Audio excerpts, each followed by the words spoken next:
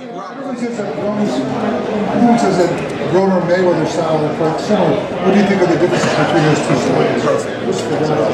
Okay, well, you know, before Maidana fought Broner, that's what everybody was saying. Everybody was thinking. If I'm not mistaken, Mayweather himself said that he was going to leave his throne to Broner. After the fight, it seemed like everybody changed their opinion. Broner, I think he fights very similar. Not the same fighter, of course not. And experience, we can't compare Mayweather's experience to Broner's experience. But yeah, you know, they do fight very similar. And we did what we did with Broner. I think it will be harder, more difficult, but it's something. There's going to be something similar. Robert, what do you think the punches that work the best against Broner? Well, you know, overhand right. Overhand right. We're going to work the body like we did. I think. This time we're going to work a lot more body shots than we did against Broner. How are you going to do that? That's the key to beating that guy, isn't it? You know, all that is something that we've been working in the gym, and come the day of the fight, you know, we got our little plan. You know, we don't, you know, nobody's ever beat them, so I can't tell you it's going to be effective, but we're ready for whatever brings. We're ready to do that, and if it doesn't work, we're ready for different things. You know, during the rounds, you know, we're ready to change things around if we have to. It's strange for Marcos you being here with Pacquiao fighting tonight, at all weird having this conference at MGM. Que es un poco raro para ti estar aquí en el MGM cuando va a pelear también Manny Pacquiao y está todo el tiempo con Manny Pacquiao y que tú ahorita estás aquí en la conferencia de prensa para tu pelea tuya.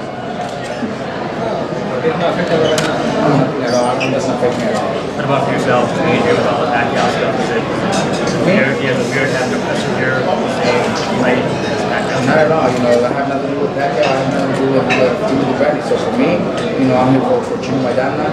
All my fighters are here supporting Chino, and that's what they're here for. You know, this is our show today, Chino Maidana. I have nothing to do with this with Top Rank's fight tonight, so I'm not even involved. So I have nothing to do with that. That doesn't bother me at all.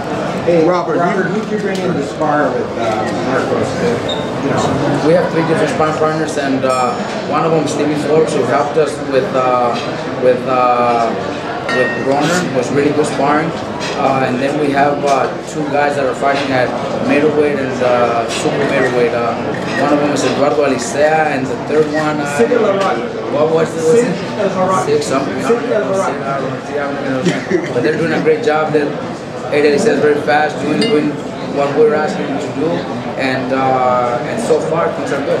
Robert, one of the criticisms that in talking to people in general about this fight is that they've said that he punches wide a lot and he's off balance. But I felt like you shored that up a lot in the Broner fight. And do you need to do that even more for this fight? Can you talk about the notion of his wide? He's been with me for 4 fights, 2 years, and every fight he's had, he's been looking better and better. He looked really good against Broner. You know, dominated the way he was supposed to. The punches that he throws are actually punches that fighters don't see. You know, or the opponents don't see. They don't. Sometimes Chino might see. If you see him shadow box, that's the person you're gonna pick to go spar. That's what, you know, me and Alex were saying. You know, if you're there in the gym, you know, you pick Chino because you want to spar him because he doesn't show that much during shadow boxing. But then when you're inside the ring, you know, punches, sparring partners tell us, you know, those punches that he throws that you don't see are the ones that are really hurting us because he's hurting his sparring partners a lot. So, you know, it's just, you know, we're gonna shorten our punches a little more, but his style is his style, and it's very effective against somebody like Mayweather. hey, one of the criticisms of Marcos is that maybe he doesn't have the speed to keep up with Mayweather. How do you counter that? That's what we're training for, you know, and we are trying to get more speed. You know, Alex is doing his job with morning workouts and doing a great job. Chino is looking faster. He's throwing his combinations a little bit faster, and that's the idea. Throw a lot of punches, a lot of combinations, and throw them from different angles. You've watched that fight. What is he different? You've watched the fight. How is it? I seen the fight, and I seen most of his fights, and you know, before he got to me, and to me it was a challenge bringing him in after very few thought he could even come back and win another fight. His manager told me that he was even thinking of retiring. So those are challenges for me, for my team.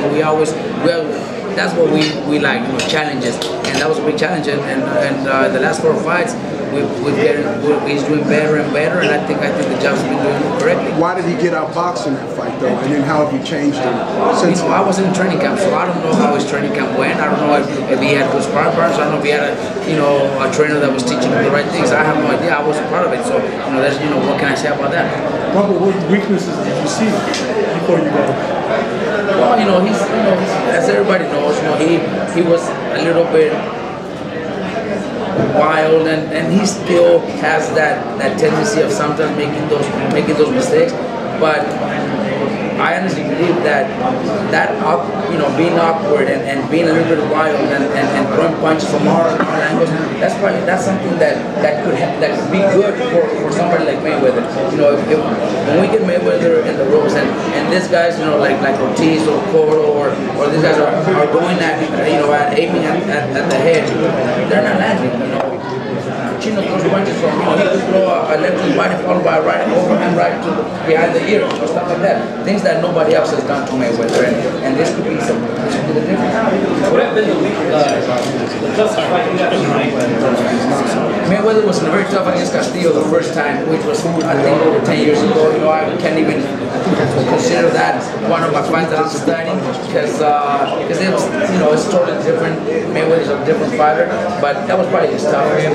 The rounds were very close. There was a lot of people, most of the people thought that Mayweather didn't win that fight, but that's probably one that I'd say he had more trouble than De La Hoya. De La Hoya was also a tough fight for him, but I haven't even seen the De La Hoya fight because De La Hoya is not close to what So we're definitely using the jab, but the way De La Hoya did was just totally different as the way Chino fights. Well, Mayweather says that the toughest fight he considers of his career was the one with Miguel Cotto, which recently happened, and he did have a lot of trouble in that fight.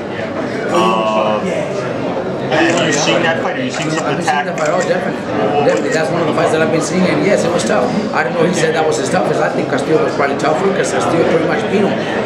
If you ask a lot of people, it was very close, but a lot of people think that he really beat him.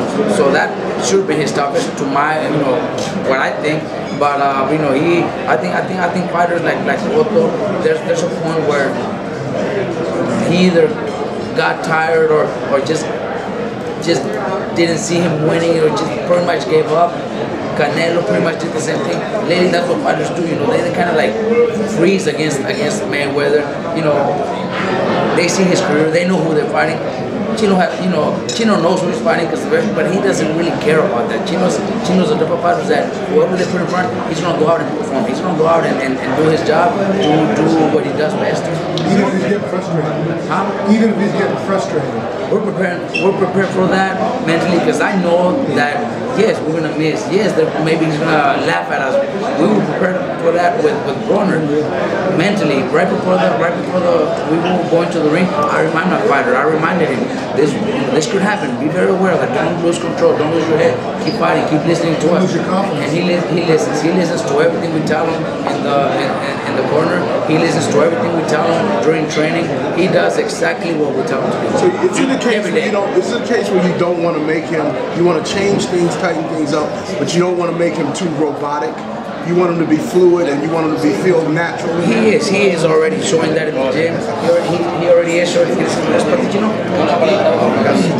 He already is doing it in the gym with the sparring partners, with the mids, with everything. All that has to do with the plan that I have, the way I'm training him, what he's doing in the mornings with Alex. All that is something that's helping. And last fight with Broner was his first fight with Alex. This fight's going to be better. We're just getting better and better every time we fight. Was one of the differences, like in the Alexander fight, I remember thinking back to watching it, there wasn't really any adjustments he was being told in the corner when things started going downhill, where in the Josecito Lopez fight, when things were going downhill, you were giving him a lot of adjustments to make, especially when he had a leg injury for a moment, and he was able to adjust and then come back and take over the fight. During the fight, sometimes when you get those kind of problems with the leg injury or with Soto Carazo body shot, he learned from the Soto Caras that I'm not gonna take, you know, complaints in the corner, you know, where my body's hurting. Well, I slapped him. I said, I don't, you know, that's not something that I, you know, that goes with my team. My team don't lose. So, you know, it also has to be motivating the fighter mentally to come out and perform better. And 2 rounds later, he dropped him and stopped him around after. So it's, you know, same thing with José Lopez. You know, he was in pain from those punches to his hip. But I had to motivate him mentally to forget about it, forget about that pain, and go out and do your job. You know, we're not here to lose. You know, during the fights, a lot of it has to do with mentally how the trainer pushes his fighters to perform.